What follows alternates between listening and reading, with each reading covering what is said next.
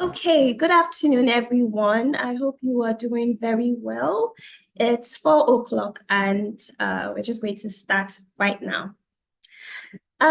Good afternoon, everyone. My name is Tobilola Ajibola, and I'm the Community Manager at the Creative Economy Practice at CC Hub.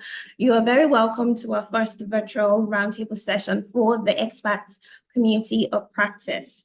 I am super excited that you're here today, you're joining us today. I'm just going to be your host for a while before I hand over. But I am not alone today. I have some of my amazing colleagues on the call. I'm just going to briefly introduce them to you. So before I start, I want to confirm that everybody can hear me. So if you can hear me clearly and you can see me clearly, please just use the chat box to say yes. Let me see. Fantastic. Thank you very much. Okay, so right on to introducing some of my colleagues on the call. So I have Blessing Azubike. She's a senior programs manager. Blessing, say hello to everyone. Hi, everyone. It's a pleasure to have you all here. We're looking forward to an exciting conversation with you all. Thank you for joining. Thank you, Blessing. I have Omolabake Bakurede. She's the Senior Programs Associate. Labake, please say hello to everyone. Hello, everyone. Nice to be here. Thanks. Yeah, thank you so much, Labake. We have Newton. Newton is a Comms Associate. Newton, say hello to everyone. Hello, everyone. Thank you for joining us today, and I'm looking forward to engaging with you guys tonight. Thank you. Thank you so much, Newton. And last but not the least, we have Teniola Tijani. She's the project associate. Teniola, please say hello to everyone.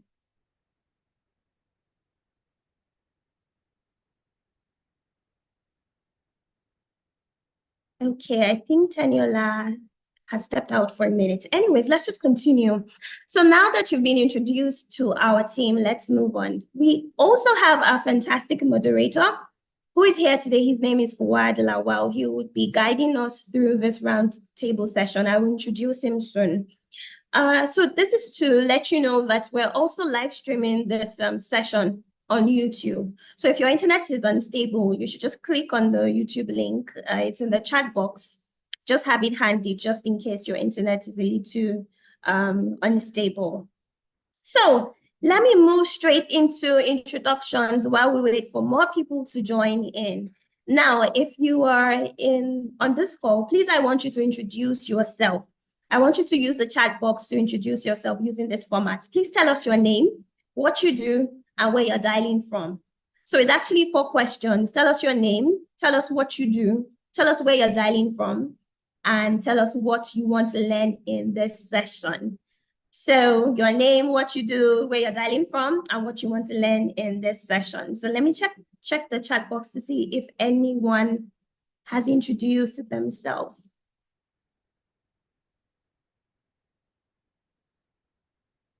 Yes, tell us your name, what you do, where you're dialing from, and what you want to learn in this session. Fantastic. We have Fu'ad Lawal from Johannesburg. Oh, so the chat is running really fast. Let me just quickly hold on to this. Okay, Fu'ad Lawal, she's from Lagos. She's the head of comms and promotion. Thank you so much, Fu'ad Lawal, for joining. We also have Tondera Chin-Yin. Sorry if I mispronounced your name, but Tondera is a CCI researcher, stroke consultant from Johannesburg, and he's here to network and change narratives. Thank you so much for joining. I would read out one more person's introduction. Paula Kahumbu, an ecologist and nature filmmaker. Paula teaches nature filmmaking and produces content for education. Paula is in the wettest city in Africa, that's Nairobi. Thank you so much, Paula, for joining. So please send in your introductions. Tell us your name, tell us what you do, where you're dialing from, and what you want to learn in this session. And if we have time, I will read out your introductions. Thank you so much. So I will just do a quick tour of this meeting room because I have very little time to do this introduction. I know you guys are familiar with a Zoom meeting software, but we have the chat box, and I would advise that you use the chat box to engage with everyone. Tell us your name, introduce yourself, and then you can also send your questions there. We have Newton, our team member, who is manning the chat box, and so he will be responding to your questions and inquiries. So please use the chat box to introduce yourself, and then if you have any questions, please send your questions through the chat box. Fantastic. So now that we have done that, I want to welcome you once again to the roundtable session of the Expat Community of Practice. Like I said, my name is Tobilola Achibola. I'm the community manager at the Creative Economy Practice. And as you know, the Expat Community of Practice is an exclusive Pan-African network of creative economy expats who come together to learn, to share, and to assess opportunities. The theme for this session is storytelling for impact, changing harmful stereotypes about Africa. Interestingly, we ran a survey in the expat community, the community group, and this topic actually got the highest votes. So this shows that we are aligned with Africa's current realities. So in this roundtable session, our objective at the Creative Economy Practice at CC Hub is to explore and share insights on changing harmful narratives about Africa through storytelling for impact. Are you ready to delve into the topic or into the discussion for today? Please pardon my AI. I will just start by explaining the format of today's roundtable session, and then I'll introduce our speakers and moderators. Okay, so the roundtable discussion is centered around 5 subtopics.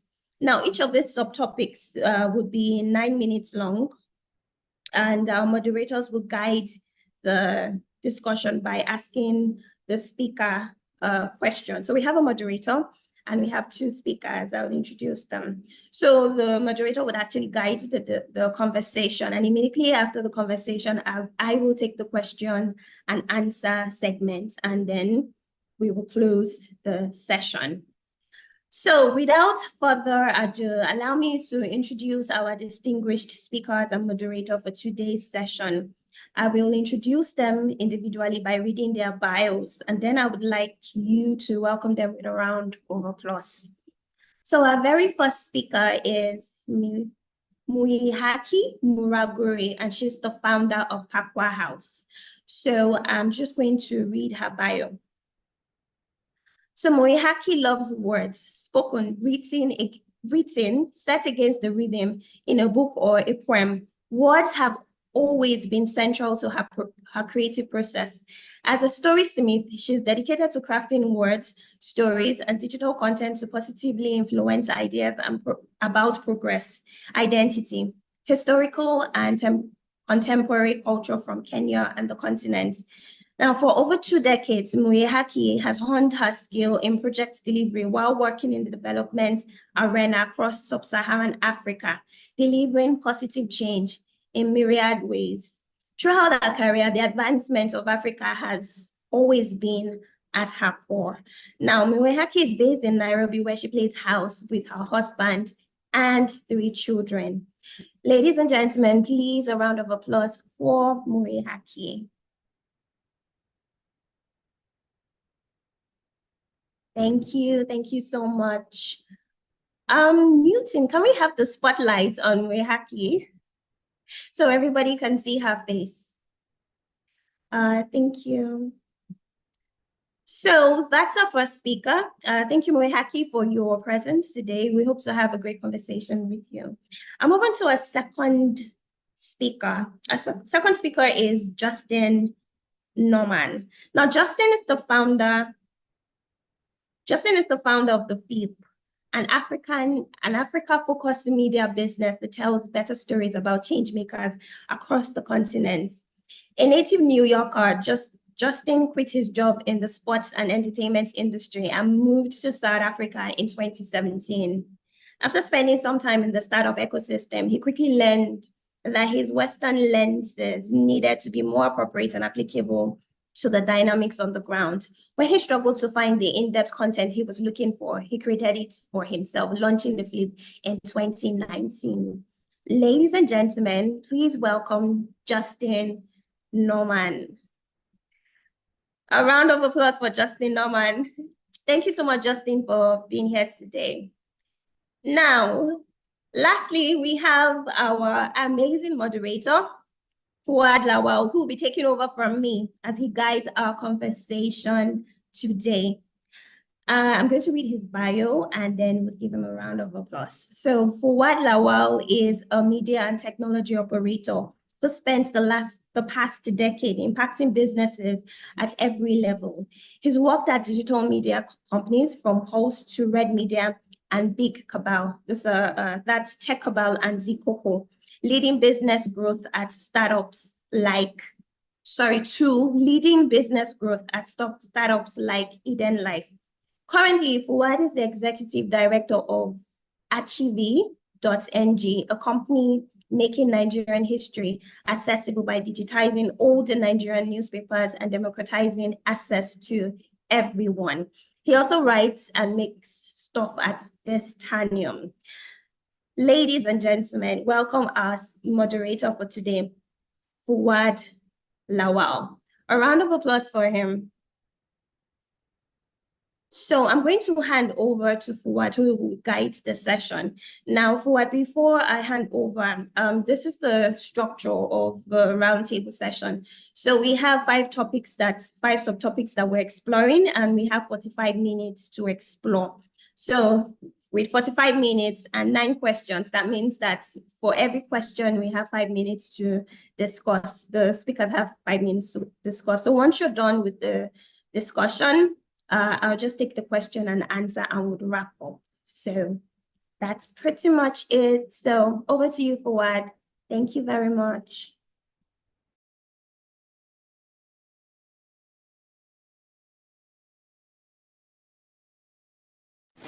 Okay, I can unmute now.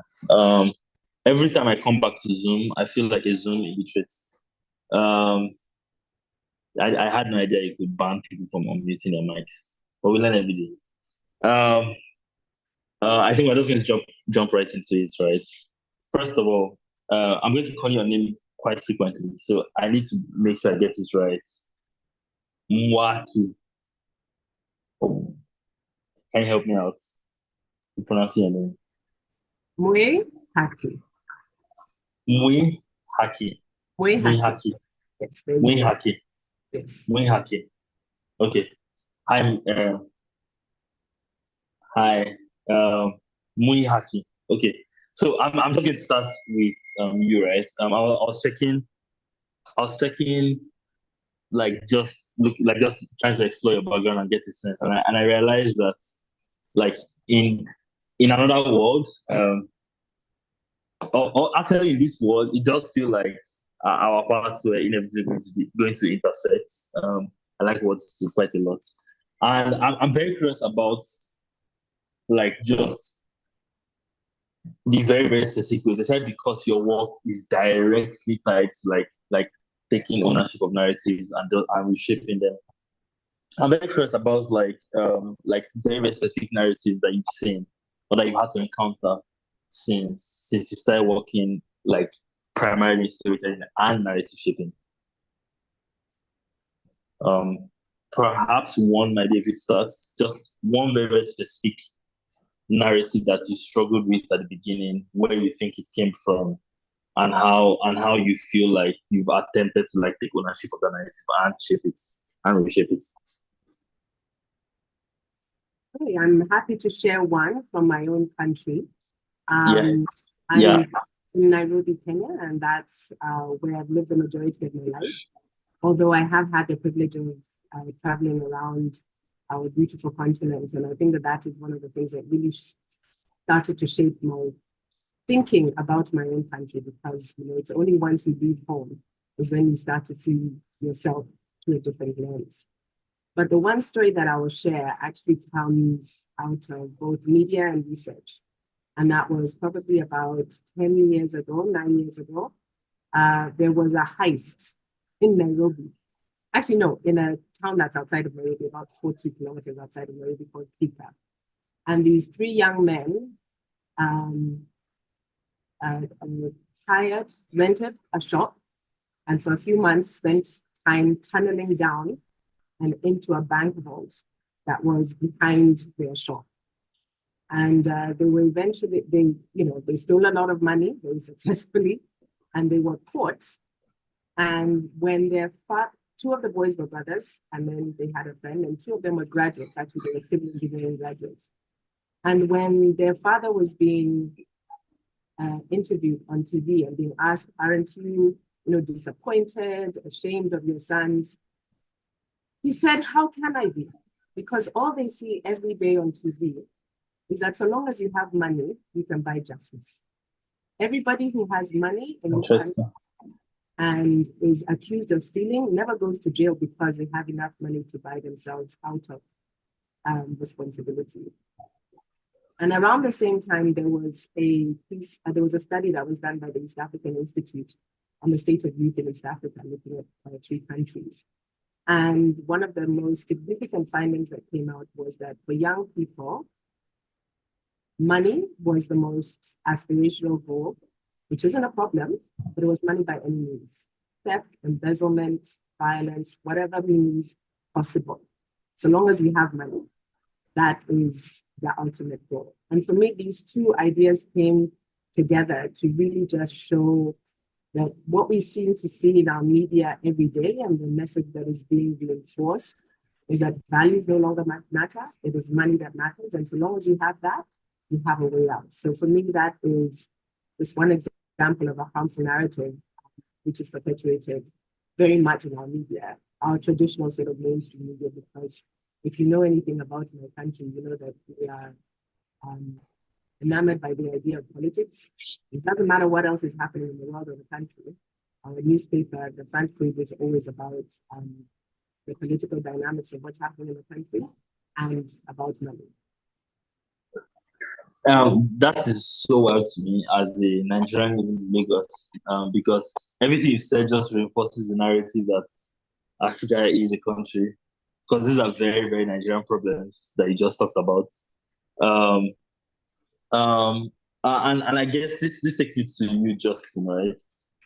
You have a very unique perspective in the sense that you lived in an entirely different world, equally crazy, and then you transplanted yourself and your life to come and live in SA, and occasionally run into Lagos. But what I find interesting is you starting with Flip, and interestingly, you spending time working on people, talking to people who are attempting to take ownership of our narratives, especially by simply building companies in a place where people believe nothing can be built. I'm curious about the narrative you had before showing up in SA, and how that changed and what led to you wanting to take action. Yeah. I mean, she already mentioned earlier where you said that you felt like there was a gap, and so you wanted to tell stories around that gap. But I'm curious about what it was like, with as specific as possible. If you have specific memories, specific events that triggered it, yeah. Yeah, definitely. I think I first moved to South Africa in 2017. I had visited once before in 2016, but didn't really have that much exposure to the continent. And as I started to spend time in South Africa, in both Cape Town and Joburg, and amongst the startup ecosystem in particular, I realized that I didn't know anything about solving problems in the sort of emerging market or African context. But what I thought that was very curious, especially in a place like Cape Town, was there was this big deference to Silicon Valley and to the West in particular. And I thought that context didn't apply to the realities that I saw on the ground, right? And I was really curious and craving stories about what was actually happening and not just sort of looking outwardly. And I started the Flip really primarily as a mechanism to learn and to scratch my own itch. And I think over time have learned I think the importance of localization and contextualization of stories, at least from a sort of business and insights perspective in particular. But, a couple of things stand out. One is, when I first moved to South Africa, I'm from New York originally, and my dad would always send me an article from the New York Times every time it was about South Africa. And when I first moved there was when it was there was a drought in Cape Town. We were approaching day 0, and then shortly thereafter there was load shedding. And then this was like the end of the Jacob Zuma era, so there was a lot of stories about political corruption and crime and all of these things. And the only stories that were being told in the New York Times, for example, and that my dad would forward me, were these sorts of negative stories, right? The same stereotypical derivative stories about the continent. And, as I started to travel around in particular, I realized very clearly that, there were other stories to tell, that those stories weren't representative, right? And so I think as I spent more time around the continent, I just felt that it was important, especially for those who haven't been on the ground ever, but who are interested in what's happening. Like, there are better stories to tell. There's a lot of misconceptions to challenge, but it takes the work to do that. Like, I kind of understand, we can go deeper into this, why sort of stereotypical or derivative or surface level stories get told to people in a global audience who have never been to the continent. But for those who have been, or for those who have more or want more than that surface level understanding of what's happening across the continent, I think that there's definitely, much better and much more in-depth stories to tell. And I guess I've, over the past 5 years or so, decided to participate in doing that. Okay. Will I be reaching if I said the flip is about flipping narrative? Yeah, I mean, to be honest, I feel so cheeky. No, you're not wrong. We had my co-founder Shayo, who's Nigerian and lives in South Africa, and I had a really hard time deciding what the name was going to be at the beginning, and we joked around a little bit about this idea of the flip, but it did kind of, one of the inspirations was this idea of flipping the script, right? So not just about challenging these pervasive narratives, but also I was really interested in at the time in this idea of what could the rest of the world learn from the continent, as opposed to the continent only learning from, quote unquote, developed markets. So it was a number of sort of meanings inside of that led us to choosing that name. Okay. Mwihaki, a very, very interesting, like I said, like your experience as a Kenyan, around like just what appears to be like a collapse or on emphasis on the narrative that there's been a collapse of values. I mean, it's not, I guess what makes it narrative in the context of our discussion is not that there's inaccuracy. It is just the emphasis of deciding that is the central narrative. And like, just while you were talking, like I checked out like the top 10 countries, for example, with cyber fraud, just internet fraud, and there's no African country there. And there's, of course, like as a Nigerian, you know about the like Nigerian prince narrative and what that does. But I'm curious about like the ways that you believe that in big and small ways that narrative like clouds people's judgments about like the perception around Nigeria, around like the continent, Africa, and more specifically even the people. I'm sorry. I can. Yeah. I'll just slow down. So I'm very curious about your own perspective in big and small ways about how this like misconceptions or like this dangerous narratives, the big and small ways you believe that they affect how people like engage with the continent, and how it clouds their judgments. For example, an example is Justin's dad, for example, just sending stories about like the negative stuff happening in SA. It's funny because like I read the Day Zero story was talking about was actually one of the ways I started reading Mail and Guardian more, because I was also reading New York Times and getting stressed out before I found Mail and Guardian. But I'm curious about your perspective on this, just from the consequences of these dangerous narratives. I think that we're living the consequences, both in terms of those of us who are on the continent, those of us who look at the continent from other places, right? If I look at what I learned in primary school and secondary school about beyond my neighboring countries, I probably know more about, Western Europe than I know about Western Africa, right? And I think then that if that is, and that's been perpetuated over several generations of Africans, right? And so what happens then is that our ability to see each other, to connect with each other, to find community becomes that much more difficult. As I mentioned, one of the things that I've had the privilege of doing is traveling around this continent. And to me, what always shocks me is that whenever I travel to another former British colony, I realize that, oh, we were colonized in the same way. The things that we espouse and the things that we, sort of drift towards are largely all the same. And yet, instead of using that as a basis to connect with each other in terms of whether it's our political systems, our school systems, what we do is that we all connect back to, sort of the former colonial master instead, and everything that they sort of. So one, I think that we are living as Africans the challenge of the negative narratives and the disconnected and fragmented narratives. That's number one. Number two, in terms of big ways, I think that also reduces our ability to think creatively about how we are going to connect, right? So even if you look at something like tourism, most of our tourism dollars are not, and I'm talking about tourists as African tourists, because in my US, we're there also. But there's a lot of African tourists. We tend to spend our tourism currency not in Africa. Right?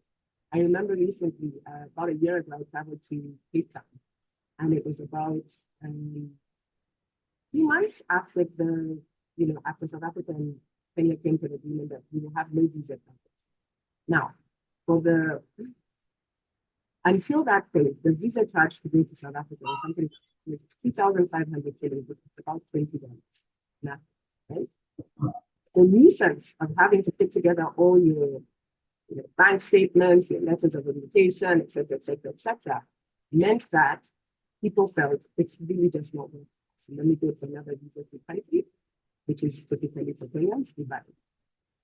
But 2 months after, I remember we got to immigration in Cape Town, and the immigration officer said, well, you Kenyans, you're full every day, right? So we have now a daily flight to Cape Town, direct to Nairobi, so 787, which means 400 passengers, and it was full every single day.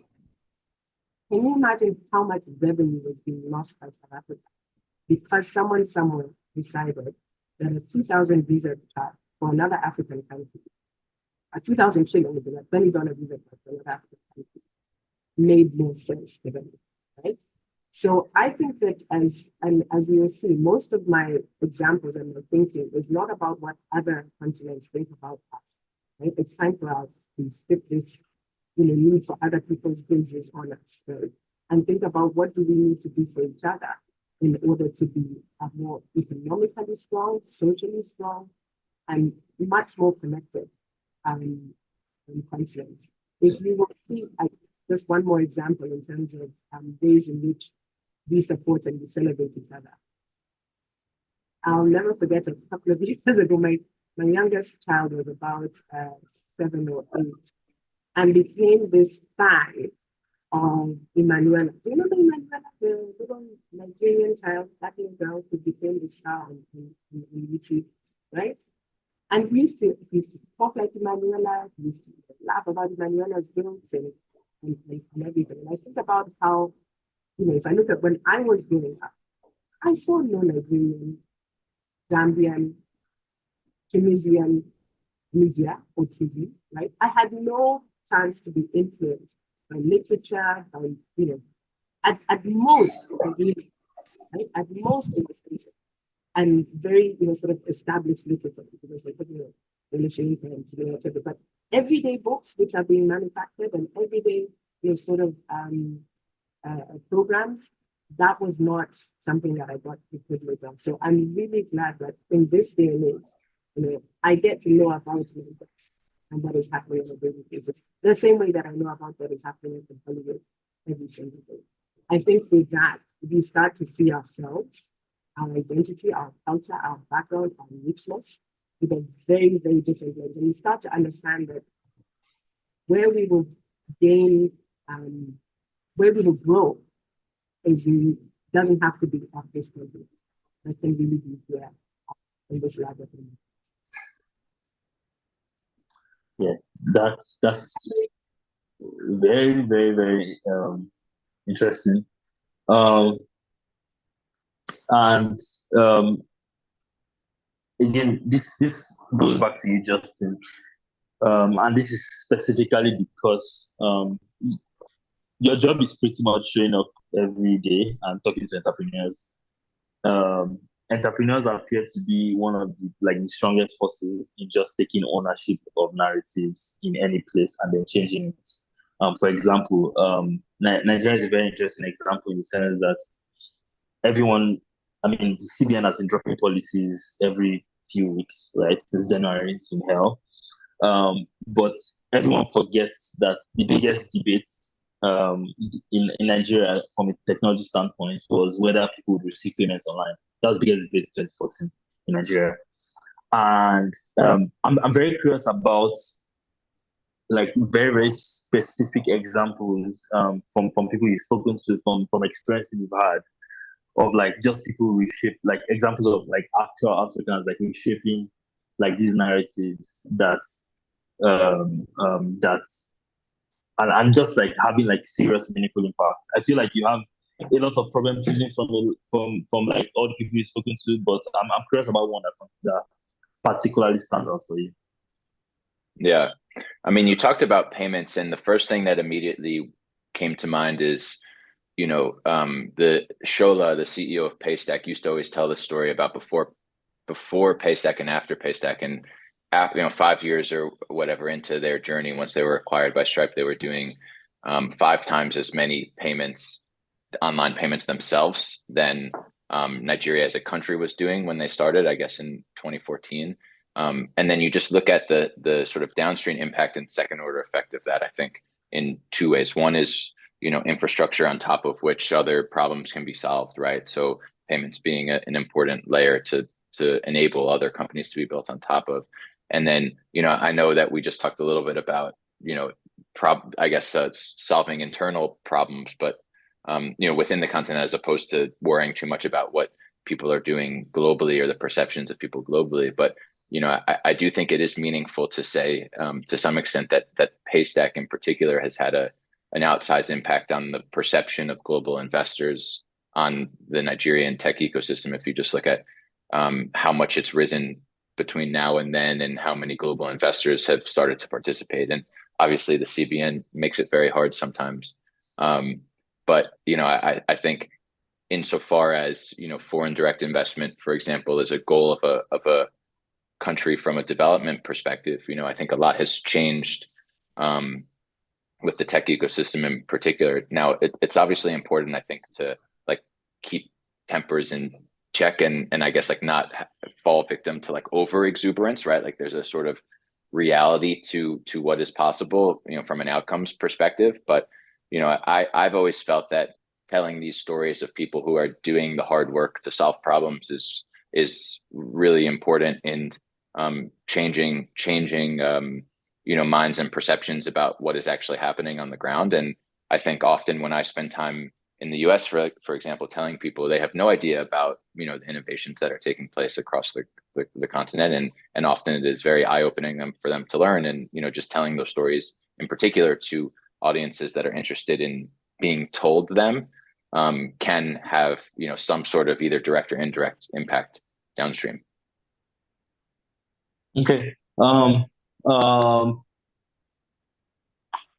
I'm very curious about specific examples of people that come to mind, and quite frankly, even your own work of just people just taking ownership of horrible narratives and just taking action and just transforming it and becoming examples of the new things that suddenly become possible. Yeah. So I'll start with our own work. So I run a platform called Paukwa. Paukwa is a Swahili phrase that is the call of the storyteller. So like in many different languages and cultures, you start a story by saying something first. It is in Swahili Paukwa, but there's this back and forth. And we very intentionally called it Paukwa because we wanted it to be rooted in East Africa. And the wonderful thing is that whenever I say the name of our organization, people immediately respond and then they smile. And they smile because it takes them back to their childhood, their storytelling, and then stories with them. And how we started was actually was really sort of spiked and informed by that research that I was sharing at the beginning. But I remember we did our first story collection and then we did our second one, but came from a point of frustration and anger. So there was about 7-8 years ago, there was a collection that was put together by Time Magazine of firsts, and it was women who were the first in their field. And I remember, seeing this, and I was like, wow, because it was, women of different ages, of different sizes, of different, racially, you could tell with different backgrounds, and I was, wow, and I was going all over this, the photos, and I realized, oh, all American women. And I got upset. I'm like, oh, you see, we're always left out of the conversation about Africa, And then I stopped and said, but whose responsibility is it to think this way? Is it Time Magazine? And American Magazine? Which is it? Yeah. So instead of getting mad, I got active, right? And our second story, which we did in 2017, was about women first in Kenya.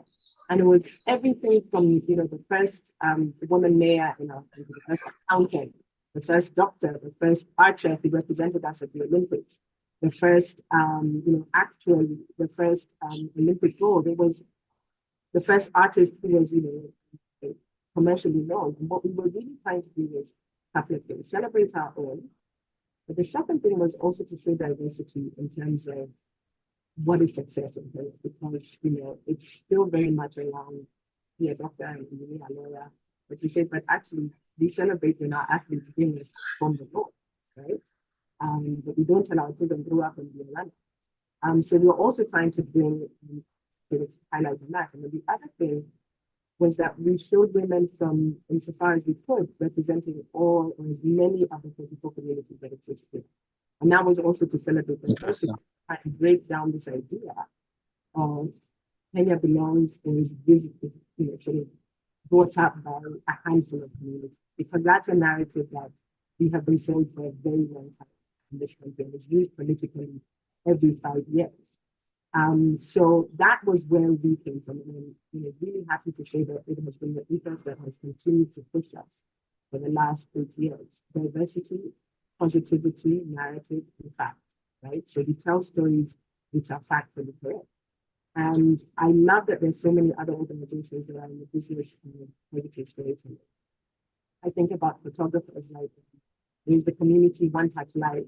We decided we will re-scramble Africa. There's going to be a new scramble for Africa. So it's about 5-6 photographers. There's Mutula Mafeta, there's Rudy and a bunch of others. We jumped into their cars and told the story of Africa, through their lenses, and showing a different version.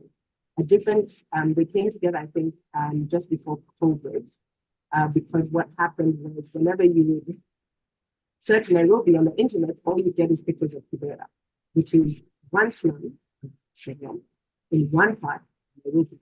Doesn't mean that it's not true, but it is not the same story of our town. So what we did was that we're going to flood the internet with our version of Nairobi, right? So that when you look and search for Nairobi on the internet, you will actually start to see different music. And this is sort of trying to bring out what is actually our norm, right? Like if you talk about New York, right? No one ever has to tell us that the New York cabs are yellow. We all know this because we see it all the time. No one has to tell us that London buses are red. Okay? We've seen it over time, and it is normalized. So we wanted, I guess they wanted people to know that when you talk about a matatu in Nairobi, or a Manyanga in Nairobi, what it looks like is this big vehicle, it's brightly colored, there's graffiti on it, there's music booming. That's our norm. Yeah. Another platform which I really enjoy is actually called Changing Narratives Africa, but their focus is around food, right? And that there are so many, so Africa is always seen as this greedy continent. It's always desperate in terms of food security, food insecurity. But the reality is that much as that is true in some parts, we're also the origin and exporter for so many specific foods that are not found anywhere else. Rooibos, right, is a tea which is found only in South Africa. Hemp, which is a grain which is found only in Ethiopia. Gluten-free, so very, popular right now. We're the biggest exporters of cocoa, of coffee, of, so many other things. And so the question is, why is it that we're only seen as net recipients of food? And why isn't the story of us as this fantastic exporter of food and different things, over centuries, things like okra? Why is there okra in, in the Americas and the Caribbean? Because it started off in West Africa. So there's, for me, what's exciting is that there's lots of different platforms like ours, right? And Changing Narratives comes out from Nigeria, and I think I went up like the people photographers from East Africa, who are all, there's Rise Africa that's thinking about, how the young storytellers talk about climate change and climate mitigation, climate change, mitigating the effects of climate change.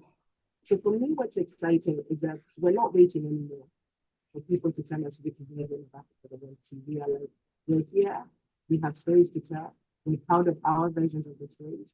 And so long as we can, put out as many as we can, then we start to demystify all of these legacies and all of these continued, negative reaffirmations of what Africa is supposed to be.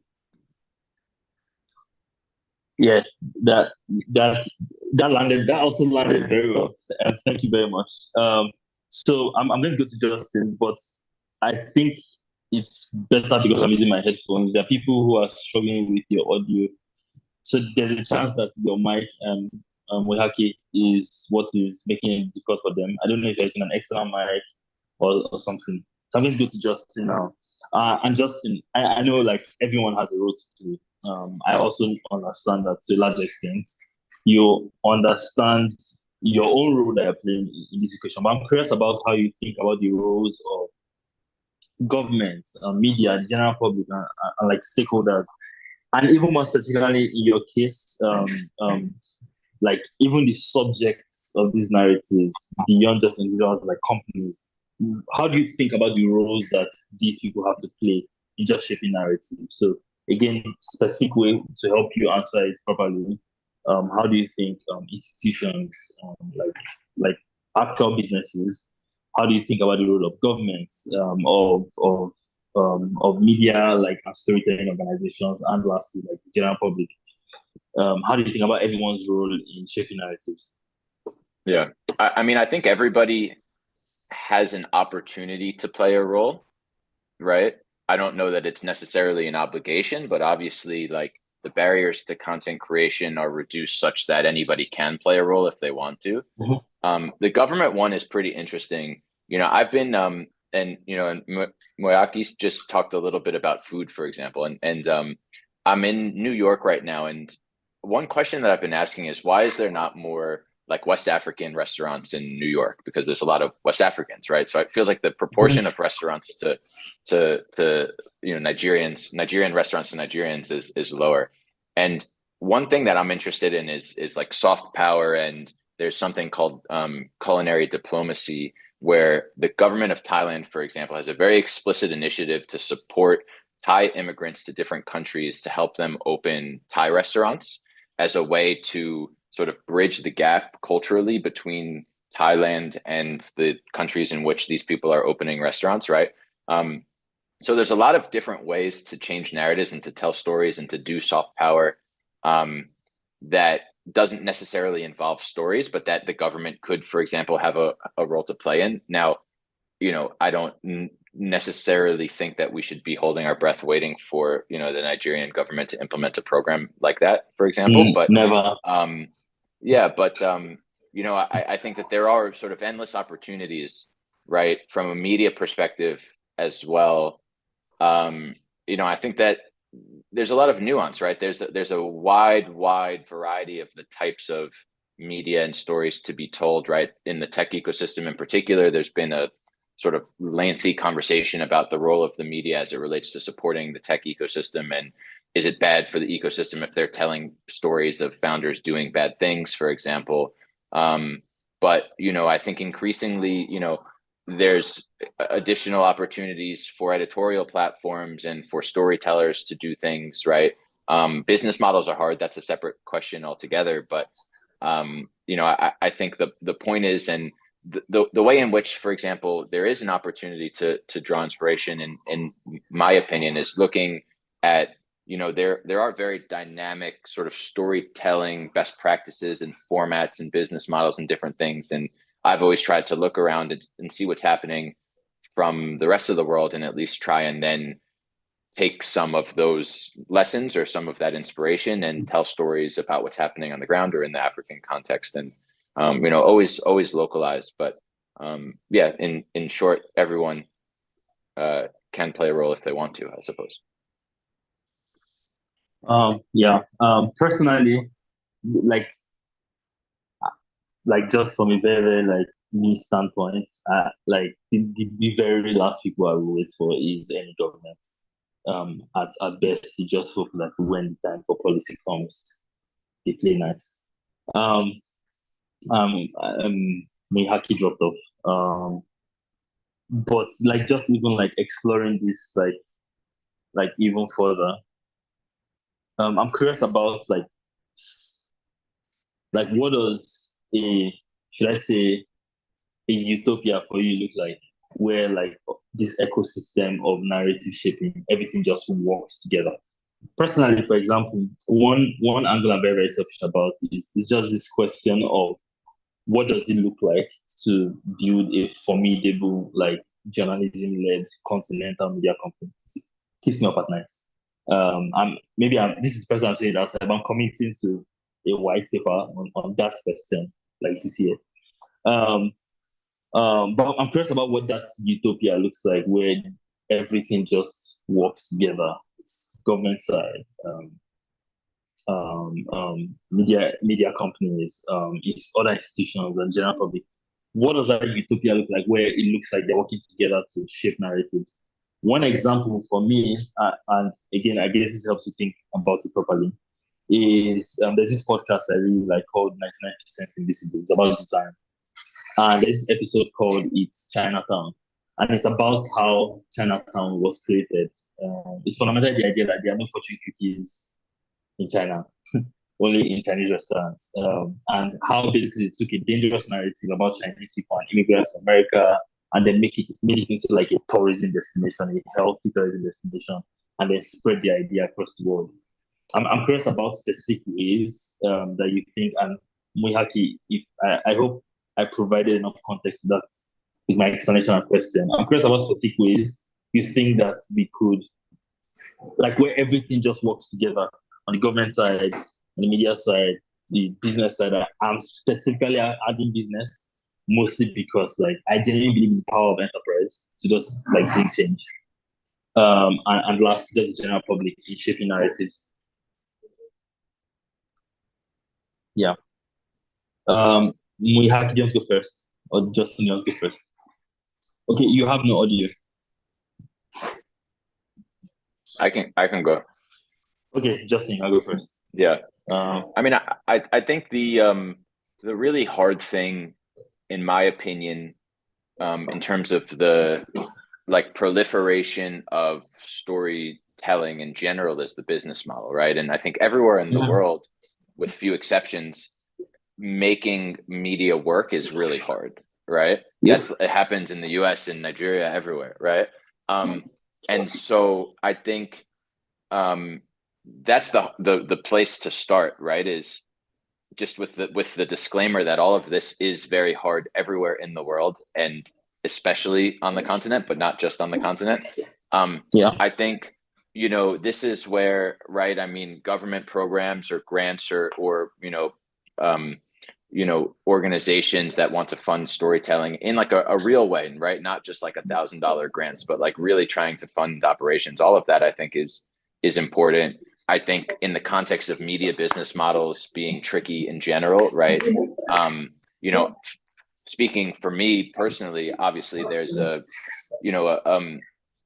there's a lot of B2B media happening in the US, for example, where there's, tons and tons of growth stage startups that have big budgets that can spend, and they're selling to other startups. So there's a lot more money to fund the type of media work that I do relative to the African tech ecosystem, for example. So there is also a lot of like sort of upstream impact of consumers not having a lot of like spending power, for example. You know what I mean? So like I just gave a thumbs up there by accident, but obviously the more consumerism, I suppose, that like your audience can do, the higher the ability to make money as a media business, right? To some extent, considering that most of them are sort of sponsor funded. And so that makes it really tricky, right? It's a difficult chicken and egg thing about the impact that stories can have, but also the benefit of development and economic growth on the ability to fund and support media businesses in general. Obviously, I think everything would be easier if there was more economic development. But I certainly would love to answer your question about what utopia would look like. I would like, a lot of growth stage startups with a lot of money to spend on B2B media, all flocking to me, asking, throwing their money at me, and allowing me to tell more stories without, and to the projects that you're doing too, without having to worry so much about where it's going to come from, and just being able to focus on what are the best stories we can tell. Bottom line is ghetto. If I started a publication today about like just B2B businesses and everything, it's going to be called bottom line, because it's just the absolute ghetto. Mwihaki, I don't know if you have enough context on the question, and you can take it now, and then we'll just take questions from everyone else. Sorry, I was changing devices. I hope that I can be heard now. Yes, you can. It's always so much better. And so all my best points were not heard. Okay, fine. So I could hear you. I could hear you, but it's so much better now. Utopia is having leadership that really cared, I think. And that was single-minded in terms of what our stories are going to be like. So what I think that one of the challenges that we are faced with is that now we live in an era of democratized access to media, right? So you can't okay. like you could in the 60s or the 70s or even up to the 80s and early 90s in terms of this is the story and this is what we all believe. But I really think that leadership is still absolutely key. Yeah. Why does everybody know Rwanda? Because so Rwanda had a horrible story 30 years ago, but there's a generation of people who grow up, who are 15, 18, 16 years old, who only know Rwanda because they visit Rwanda when they're watching the Premier League, right? And they just know that, Rwanda is a cool country to visit, and it has gorillas and it has fantastic mountains and lakes and all these sorts of things. And that is a leadership decision that they're going to put themselves out there and then build a narrative around who they are. I think there's very few countries on our continent that do that, right? I think there's a couple who have tried, but we do live, like I say, in an era where stories come from very different places. But the other thing that I think that would contribute to a utopia for storytelling is literally government funding across different sectors, right? Across different sectors to tell the stories of what's actually happening. There's so many times in my own country when we talk about, different locations or what's happening in terms of, economic growth or different things. And people are saying, how come I don't know this? And so the question is, in an era where, you can no longer control the media narrative, right? What can you do to make sure that your narrative as a country is just as vocal, just as strong, just as powerful? I think that doing it through things like education, tools, promoting the very best that you see in terms of, you know, storytellers who are out there and who are actively doing what you want them to do. I mean, everybody does paid promotions. Why can't my paid partnership be with my country, with my government, right? Yeah, instead of just another product. Yeah, or even give me a tax rebate as an influencer if I spend, you know, 15% of my time promoting all the positive things that are happening in my country. I think that there's an opportunity for us to think creatively about how to help people who are already doing well in terms of storytelling do better, right? And then be able to actually see more of that. Okay. Thanks so much, Mwihaki. So I'm just going to take questions that I'm seeing in over the next 4 minutes. The first one, which is a response largely to what we've been saying around like the role government plays. And David is saying that he would hate to see government fund or have anything to say in media because government wants to have like control over the content. Yeah, so I'm curious about like what you think about that, Mwihaki, especially because you just mentioned that like you don't mind taking a paycheck from the government for a paid partnership, for example. I guess there's also the narrative around like taking money from government for work. But I'm curious about your perspective on that question that David, or the points that David is raising. Sorry, I didn't hear the question okay, I'll that take it David. again. I would it's not hate a question. It's more like yes. Can I see it? So about the government influencing the media, right? I think that the to be you know, a separate sort of democratic platform and be allowed to say anything, well, not anything, but they should be responsible journalism. I don't think that the media is responsible for putting out the government narrative. But there's a difference between a government narrative and a national narrative, right? Yeah. When I think about, for instance, our media, which is a very, you know, robust and independent media, the thing that they've chosen to do for whatever reason is continually focus on the negative and continually focus on things like politics. And I'll give you an example. So a few years ago, a Kenyan teacher, Peter Chabichi, was awarded the Teacher of the World award. I mean, literally, he was awarded as the singular best teacher on the entire planet.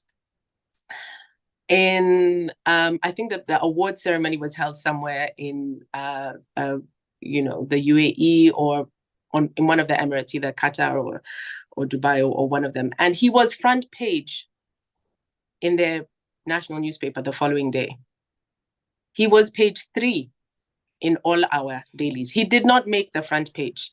The front page was still the 2 people who were, you know, battling it out politically for the last 2 years, right? So my question is that if government provided resources such that those who were interested in the national interest could continually focus on what they wanted to do, it would be an avenue. But I think that our media need to hold themselves to a higher standard and ask actually, who are they serving? Now, I'm not saying that they're always bad, but unfortunately, more often than not, they're not the ones who make us look good, even when we are doing good. Yeah, I agree as a Nigerian.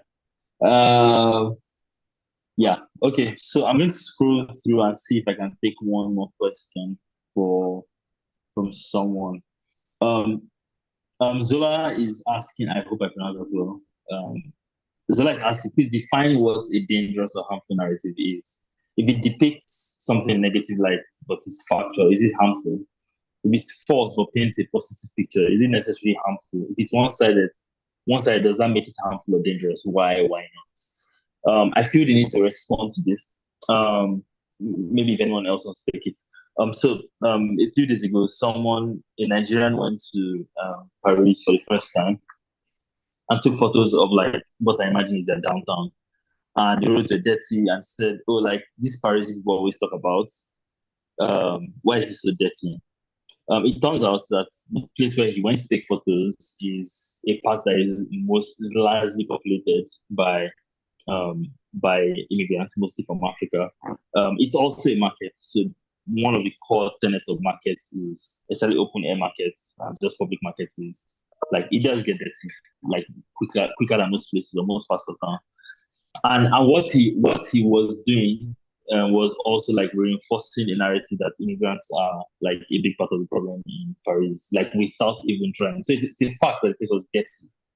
It's a fact that it was crowded and everything, but like the larger narrative also is that it's a market, right? And I think that is one way to think about narratives. It is beyond the story, asking like what does it mean? What point of view does it prioritize? What perspective does it enforce? Startups are very good at like just the idea of shaping narratives. It's like you're an early stage company, you don't have revenue, and you say you're finding PMF. That's the narrative, and it just affects the type of money you raise, the way you raise money. Just and I feel like we've heard that a lot pre-revenue. I remember like good old pre-revenue days.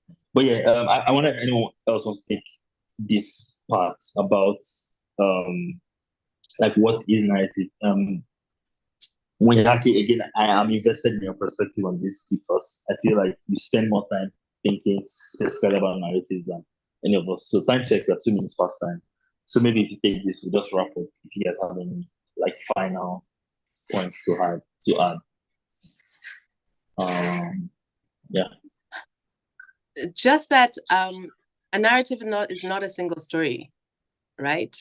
A narrative is a woven piece of complexity, yeah? And when we talk about shaping narratives, I think that the institutions or individuals who can shape narratives are those who are continually putting forward, different stories. And so the question then is that what does your collection of stories actually show? And I really appreciate the question which was just raised around what is a harmful narrative, right? Because I think that that's what our media production houses, our media influencers really need to think about when they talk about shaping a narrative. Because I don't think by any means are we always good. There will always be pain. There will always be trials, but there will always be triumph. And when we choose to telescope one and microscope the other, then we're starting to have an effect on the shape of the narrative. And that I think what individuals and institutions really need to be, especially those ones who power and voice and whose agency is higher than others. Those are the things that they have to be really cognizant of and aware of. Yeah. Can I add something? Yeah. So I think that the other challenge that I see often is this idea that a narrative is just what you say, right? But it's also what you do, right? So when whatever Nigeria says like we're open for investment and then does a bunch of actions that are counter to that, right? That's just saying something that isn't true, right? And so I think those are like I agree. I see narrative not as like a single story that you tell, but as a collection of actions. But it can go the other way too. I mean, I'm producing some like made for YouTube documentaries right now. And I think, the media organization, the global media company that has sort of set the standard for that is Vox, right? So I've been watching a lot of Vox stories to learn about how they tell documentary style, stories, visual stories for YouTube. And I was curious to see what stories they've told about Africa, and it's all, crime and terrorism and disease and famine and all of that, right? So I don't know that telling one story about any one of those things is dangerous or harmful, But if as an organization, that's the only stories you tell about the region, that's probably harmful, right? So I agree. I think it's a sort of sum and collective. It's decisions, it's actions. It's not just something that can be influenced by one individual story or one individual narrative. Okay. Thank you so much, Mwihaki. Thank you so much, Justin, for taking the time.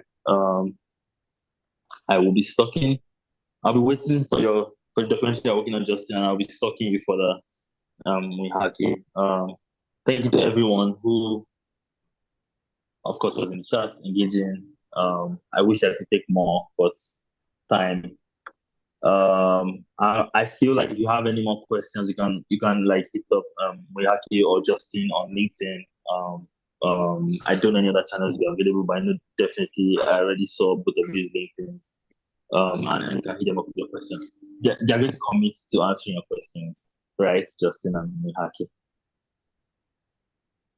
Thank you so much, Fantastic. Fuad. Yeah. Thank you so much for this fantastic moderation. Thank you so much, Justin and Mwihaki, for sharing your insights on narratives and storytelling for impact. So we're still going to be taking questions. So there's a question by Zola. I am going to take it.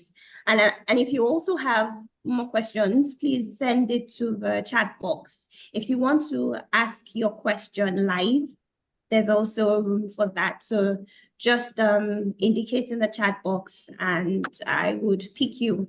So that means that we would have to unmute you and then you can ask your question live. So the very last question that I saw in the chat box is from Zola. She asked the first question and that has been answered. So let me see if I can find it. Okay, so Zola is saying, when does shaping the narrative cross over into propaganda, and where should African storytellers draw the line?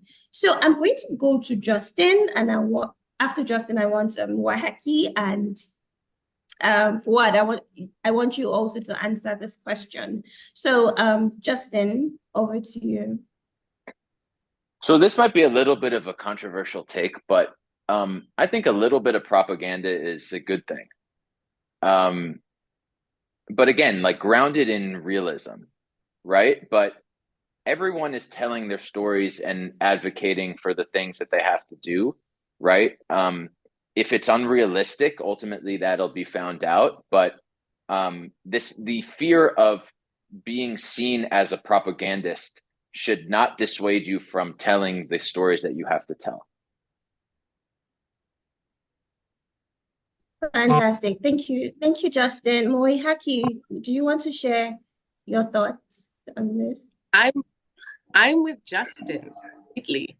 I think that to undo, again, so many years of negative narrative, you have to take the propaganda route and just say that, you know what, we are going to use a collection and a narrative that is, singular in its focus, right? Because that's what propaganda is, right? Telling, one belief moral, one belief value that then drives people to believe something.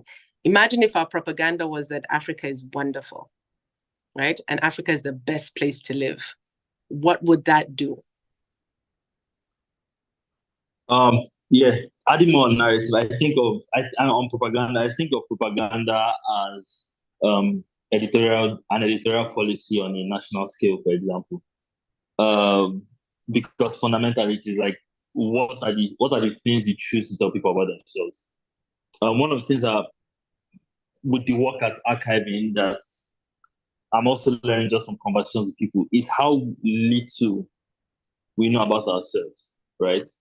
And something I like to talk about, or I like to think about a lot, is that every sentient being is as sentient as an awareness of itself, right? And awareness is rooted in knowledge is rooted in context, and quite frankly, if we have no context of ourselves, like who are we? The thing about like knowledge and information is that it has to fill a vacuum. And you can choose to create, and I guess the difference is not like what is healthy propaganda what is unhealthy propaganda. But like propaganda is critical for nation building, for building companies. Like every single entity needs its own like myth that drives its people. There's an interesting essay I read a few years ago, and I just remember this sentence from it. And it says that like every nation is built on the idea of a glorious past or a foreign enemy, right? Just a foreign conquest or enemy. And like when you start to think about like how like nation states, a lot of nation states that we respect, even the ethnic groups and that we hold more valuable in places like Nigeria, for example, whatever like Benin culture, it is a huge part of it is about the glorious past. Like in the middle of that glory was human sacrifices, right? And like you do not, of course, you cannot discount that, you cannot eliminate that, but a core part of like the narrative of what we consider to be Benin Kingdom, for example, is about their glory and how much they extended and the art they produce, right? And that's propaganda. That choice of choosing that is propaganda, and I can live with it. Thank you so much, Fuad. Thank you for sharing your thoughts. So I'm just going to go to the chat box to see if there's anybody who has a question. So Emali is asking, is there a defined formula for telling an African narrative? Justin, do you want to go? Sure. I don't think about things, and with the caveat, of course, that I'm not African, but you know, hopefully you guys will have me as an honorary member because I've lived and traveled long enough. But you know, I think about it really as there are best practices to tell a story globally, and then there are the stories that you're talking about, right? So the work that I do, I'm just trying to tell the best possible story and to learn from people all over the world that are telling good stories, and then to tell stories about local context. So I don't know that I think about anything as an African narrative. It's just that it's the subject matter is localized and there's relevant context, and you know, the decisions that we make about the stories that we tell are from understanding, you know, either what are good stories to tell across the continent or what are misconceptions that we want to challenge or whatever it might be. I think there's a lot of formulas for good storytelling in general that can be applied to African stories, but that those formulas or formats aren't unique, in my opinion, to, you know, an African story, quote unquote. Thank you so much, Justin. Yeah, Mwihaki. I just want you to repeat the question again so that I'm not misrepresenting my answer. Sorry, you're on mute. Sorry. So is there a defined formula for telling an African narrative? So what I'm picking up from the question is that, is there one way to tell an African story? And for that, I would say, no, we're way too rich as a continent to be enveloped into one version or one mode of storytelling. However, if the question is there one way in which we should position the African story, I think that there is an opportunity for us to think collectively about which elements of our sharedness we would want to elevate. But at the same time, and again, this is from my travel from so many parts of this continent, we do ourselves a disservice, I think, if we focus too much on our continental connection, right? I go to Ethiopia, I go to Malawi, I go to Togo, I go to Morocco. We're so different. We're so different that I think that what we need to do is celebrate those differences, highlight those differences, bring to the fore the special uniqueness of all our different cultures and communities. And then in that doing, people will hopefully begin to see this collective African narrative being something which is, you know, both worthy and celebratory. Yeah.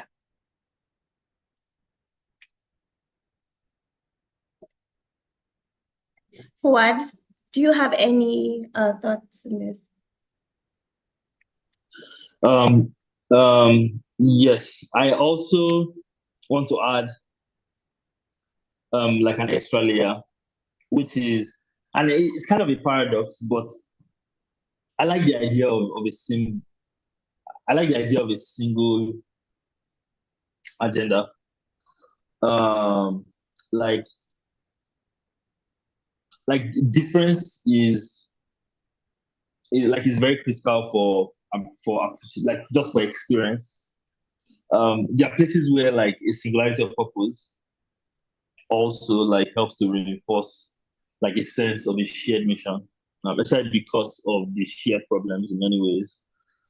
Um, so I guess I like the idea of a union. I like independence and agency, yes, but I also like the idea of like a cohesive singular union with like shared purpose. And again, if you think of narrative as what people say, how people perceive what they say, and what people do, which is also what brand is fundamentally.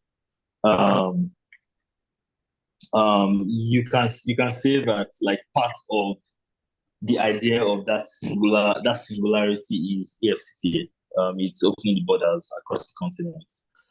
It's just reinforcing the idea that people within this space can like move freely, reminding them, and then actually doing it more important. So I think there's a place for both, where they both like function independently, but like keep the central idea that yes, like we have this rich and diverse background, but there's this singularity of purpose.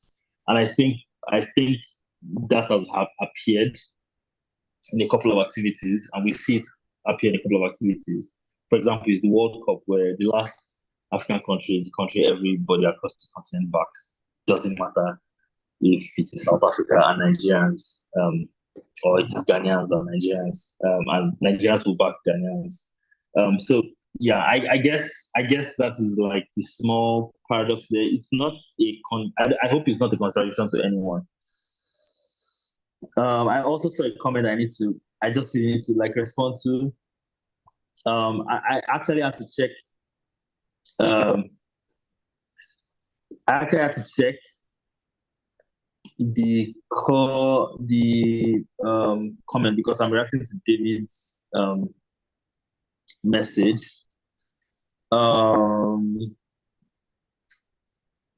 Okay.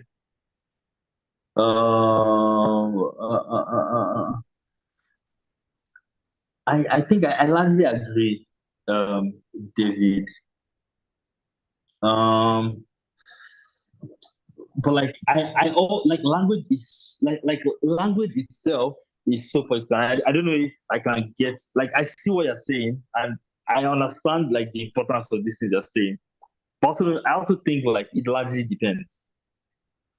I think it largely depends. And this is like a whole last conversation by itself.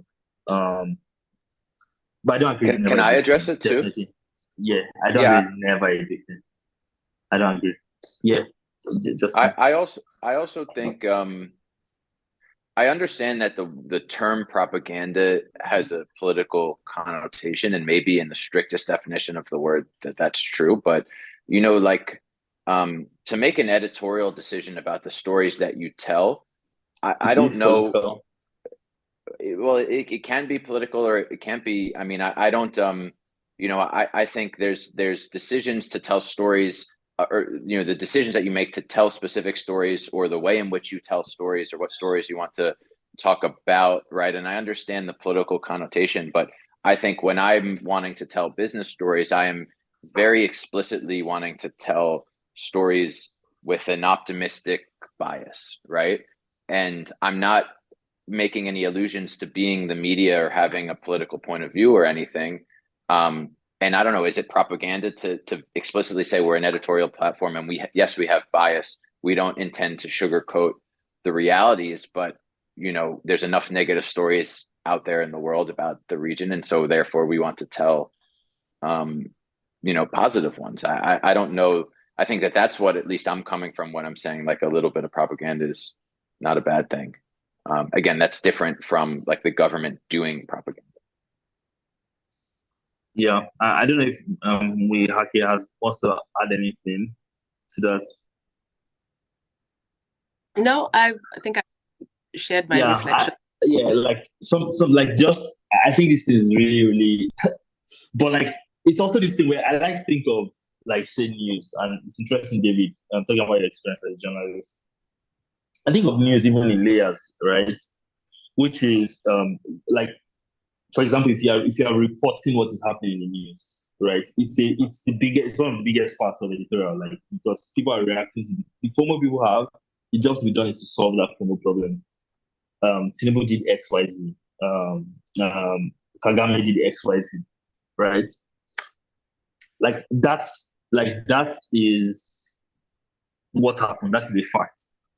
But there's also the layer of news that seems to, of reporting and media that seems to focus on like what does it mean, and like just the meaning we choose to see in itself. Like as much as we have our own unique perspective, I think the more important thing is to acknowledge where our biases are and properly define and communicate our biases as we explain what it means. Because the meaning we choose to take on a thing in itself and propagate, like in itself, inevitably almost becomes propaganda. For example, if the government passes a policy, and I say, oh, I'm very bullish and optimistic about this policy, the whole Nigerian tech ecosystem, for example, oh yes, quite interesting things.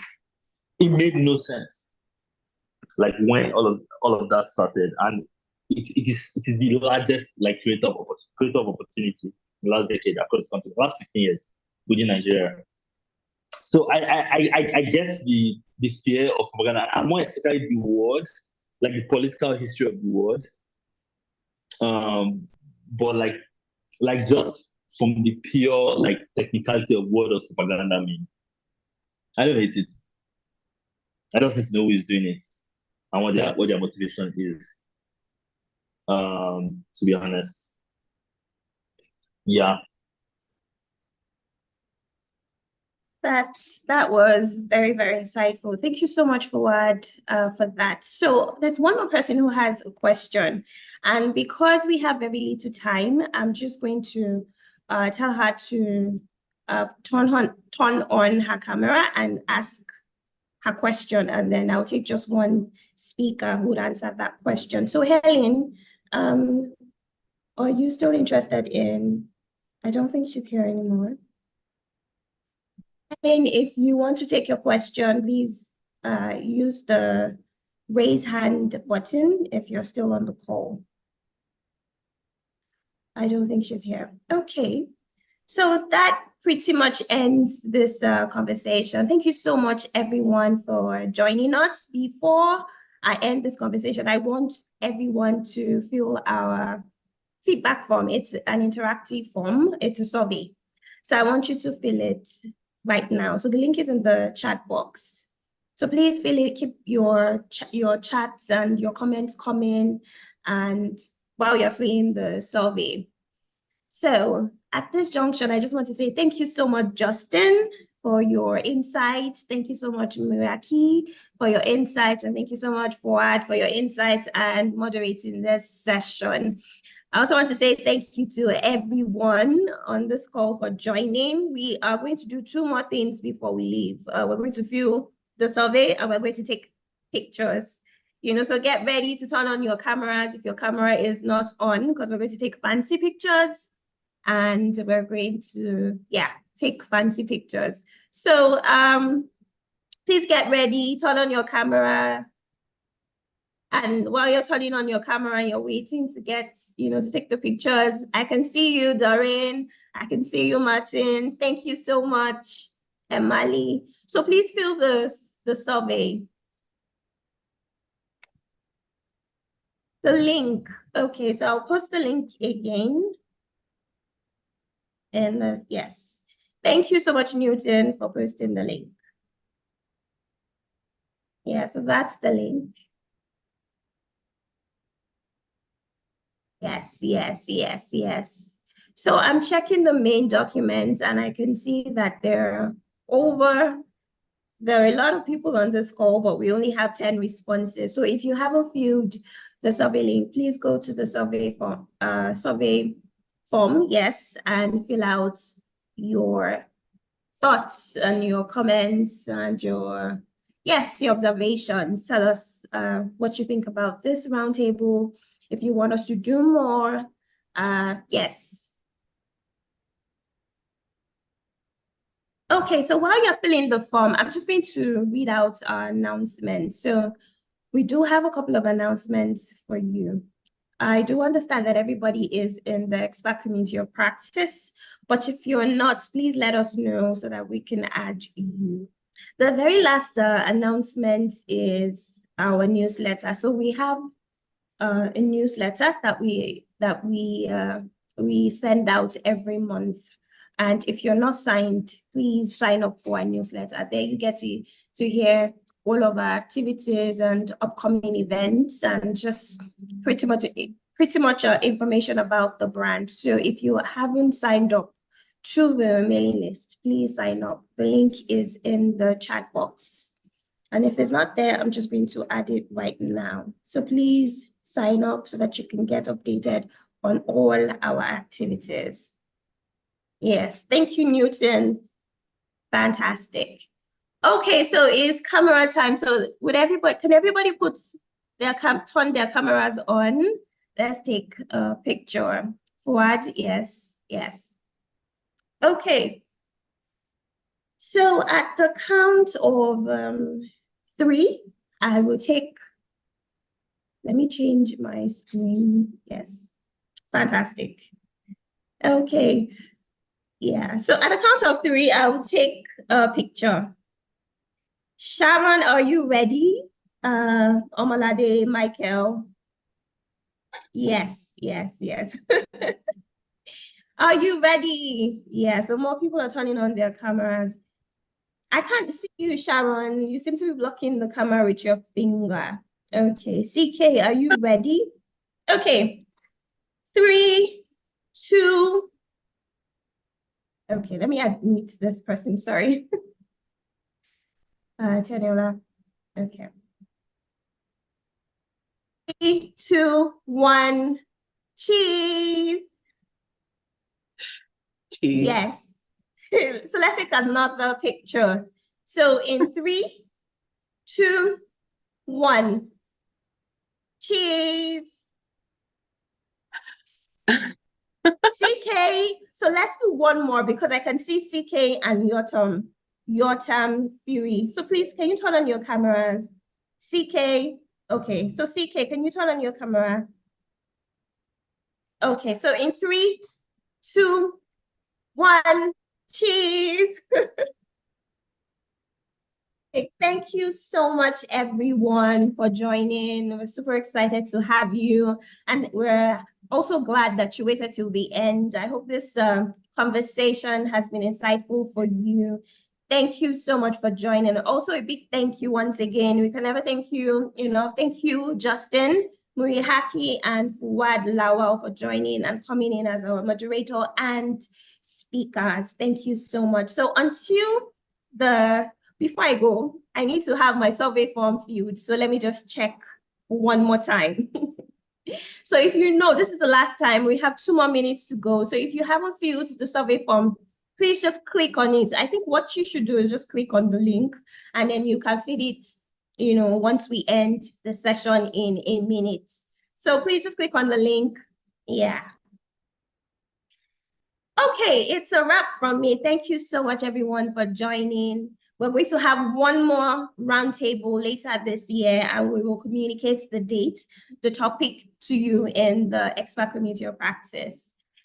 That is a wrap. Thank you so much. Have a fantastic day, a fantastic evening, afternoon, morning, and thank you so much. Bye-bye, everyone. Bye. Bye.